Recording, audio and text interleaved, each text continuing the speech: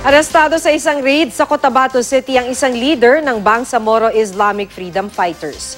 Nasawi naman sa operasyon ang kanyang anak na tumatayong security escort. Yan at iba pang balita sa Mindanao, hatid ni Sheila Vergara Rubio. Sumemplang ang isang motorsiklo sa Davao City matapos itong iwasan ang isang truck. Sugatan ng rider na si Jojo Estoque. Ayon sa pulisya, nasiraan daw ang truck at hindi ito agad na ialis sa gitna ng kalsada. Iniwan daw ito ng driver noon para humingi sana ng tulong sa kanyang amo.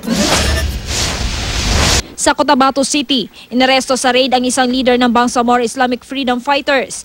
Kinilala siyang si Hassan Indal alias Abu Hazam na nahaharap sa mga kasong murder at frustrated murder.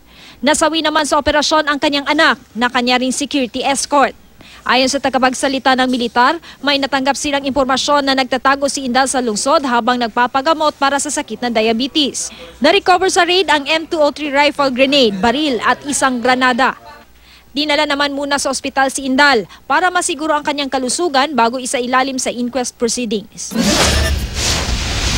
Namatay naman matapos manlaban sa mga pulis ang isang umanong magnanakaw ng motorsiklo sa Kabakan, Cotabato. Tumagal ng halos isang oras ang inkwentro.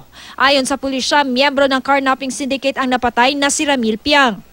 Nakabase raw si Piang sa Purok Rislam sa Barangay Poblasyon kung saan talamak umano ang bintahan ng iligal na droga. Patuloy na tinutugi sa mga kasamahan ni Piang sa lugar. Sa Coronadal City, nasunog ang dalawang boarding house at katabi nitong kainan. Lumabas sa paunang investigasyon na sa kainan nagsimula ang sunog. Mabilis na kumalat ang apoy dahil bukod sa may kalumaan na ang dalawang paupahang bahay, gawa pa ito sa light materials. Pinatindi pa raw ng mainit na panahon ang sunog. Wala namang nasaktan sa insidente. Yan ang mga balita sa Mindanao. Sheila Vergara Rubio reporting.